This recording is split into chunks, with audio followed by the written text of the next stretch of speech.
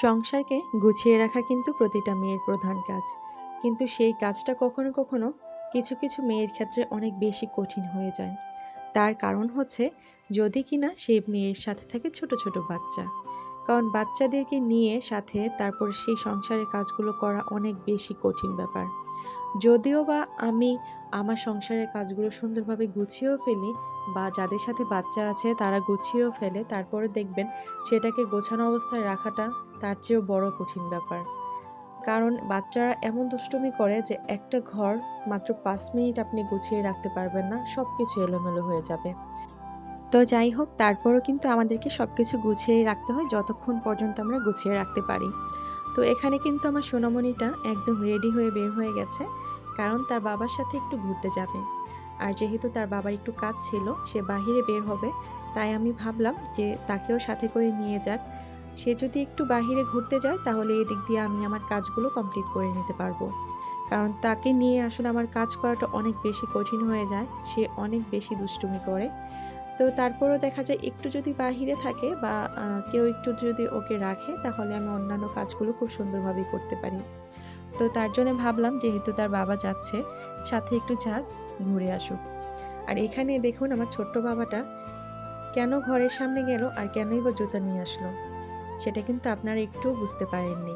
কারণ হচ্ছে, আমি কিন্তু তার পিছু পিছু খালি পায়ে দৌড়ে বাহিরে বের হয়ে এসেছি। কারণ তার বাবা কিন্তু রেডি হচ্ছে, একটু দেরি হয়ে গেছে, সে আগেই বের হয়ে গেছে। তো আমি তাকে একা না ছেড়ে দিয়ে আমিও চলে এসেছি, আর জুতো পরতে পারিনি, তার জন্য সে আমাকে ওখান থেকে জুতো এনে দিল যে আম্মু তুমি খালি পায়ে কেন।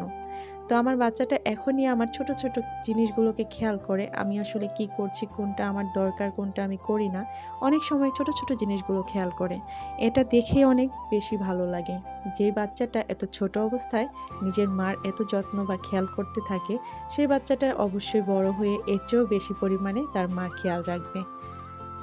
যেহেতু সে তার বাবার সাথে বের হয়ে গেল, আর এই ফাঁকে কিন্তু আমি ঘরের অন্যান্য কাজগুলো কমপ্লিট করে নেব, আর আমার হাতের যে রান্নাগুলো আছে সেগুলোও করে নেব। আর সেই সাথে আমার বাচ্চারা কিন্তু একটু বাহিরের খাবারটা পছন্দ করে, তার জন্য আমি চেষ্টা করি যেন বাহিরের খাবারটা না খেয়ে ঘরে যদি ওই রকম কিছু একটা বানিয়ে দিতে পারি, তাহলে কিন্তু বাহিরের খাবারটা ওরা কম খাবে। তো আজকে কিন্তু আমি বাচ্চাদের জন্য একদম ঘরোয়া অবস্থায় যে বার্গারগুলো বানাই, হয়তোবা দোকানের মতো অত ভালো না হলেও এটা কিন্তু খেতে মন্দ না। তো ঘরে আমি বার্গারটা বানিয়ে দেবো আজকে খুবই সিম্পলভাবে।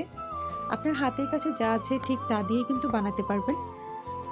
তো এখানে দেখতেই পাচ্ছেন আমি কিন্তু গরুর মাংস একদম ছোট ছোট করে কেটে নিয়ে একটু ম্যারিনেট করে রেখেছিলাম মশলা দিয়ে। তো সেগুলোকে আমি কিন্তু এখন ভেজে নিয়েছি। তো ফ্রাই প্যানে একদম ভাজা ভাজা করে নিয়ে তারপর দেখুন একটু পেঁয়াজ নিয়েছি, একটু শসা নিয়েছি। সাথে চাইলে কিন্তু গাজর নিতে পারেন, টমেটো নিতে পারেন, এটা হচ্ছে আপনার পছন্দ অনুযায়ী এবং হাতের কাছে যা থাকে তা দিয়ে। তো এখানে আমি এই পেঁয়াজ আর শসাই নিয়েছি, যেহেতু আমার হাতের কাছে এটাই ছিল। তো সেই সাথে এখানে আমি আমি দোকানে যেই বার্গার বানগুলো পাওয়া যায় সেগুলো নয়, একদম নর্মাল যেই গোল রুটিগুলো পাওয়া যায়, আপনি 10 টাকা পিস করে কিনতে পারবেন, নর্মালি সেই রুটিগুলোই নিয়েছি। এখানে চাকরুটিটাও কিন্তু ব্যবহার করতে পারবেন।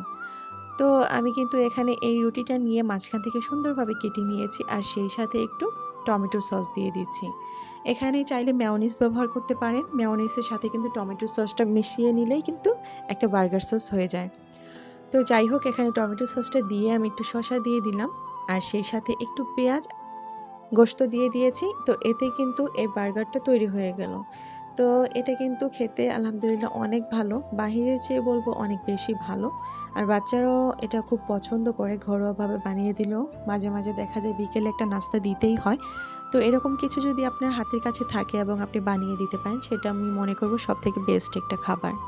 আর এর পাশাপাশি দেখুন বিকেলবেলা একটা আম নিয়েছি। তো এখন যেহেতু আমের সিজন নয়, তো সিজন ছাড়া আম কিন্তু সব জায়গায় পাওয়া যায় না। তো এখন এই আমটা দেখতে পাচ্ছেন, এটা কিন্তু আমাদের গাছেরই আম, আর এখন কিন্তু সিজন লাগে না আমের জন্য।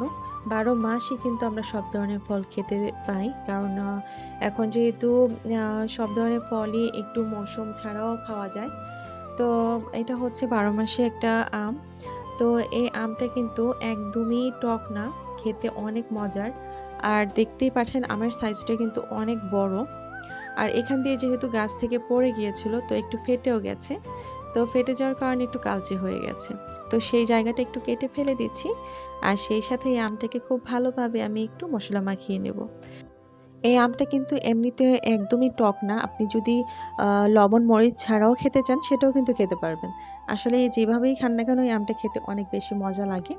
আমের সাইজগুলো অনেক বড়। আমার হাতের মধ্যে ধরেছি তাতেই বুঝতে পারছেন কতটা বড়। আর এটা একদম আমার কাছে কেমন লাগে একদম পেয়ারার মতো। কারণ পেয়ারা যেমন একদমই কোনো রকম লাগে না, একদম মিষ্টি। তো এই আমটা কিন্তু সেম ওইরকমই লাগে আমার কাছে খেতে।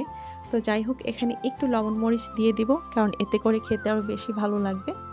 তো যাই হোক কার কার কাছে এটা আসলে দেখে জিভে জল এসেছে আমি জানি না, কারণ এখন কিন্তু আমের সিজন নয়। আর চাইলেও সব জায়গায় পাওয়া যায় না। তো মাঝে মাঝে দেখা যায় অনেক সময় দোকানেও অনেকে পেয়ে যায়। তো যাই হোক আজকের ভিডিওটা আর বেশি বাড়াবো না। সবাই অনেক অনেক ভালো থাকবেন, সুস্থ থাকবেন। সবার জন্য রইল মন থেকে অনেক অনেক দোয়া। আর আমার ভিডিওগুলোকে সাপোর্ট করবেন প্লিজ। আর একটা লাইক দিয়ে দিবেন। সেই সাথে যদি শেয়ার করে দেন তাহলে তো কোনো কথাই নেই। তো আজকের মতো বিদায় নিচ্ছি। আল্লাহ হাফেজ।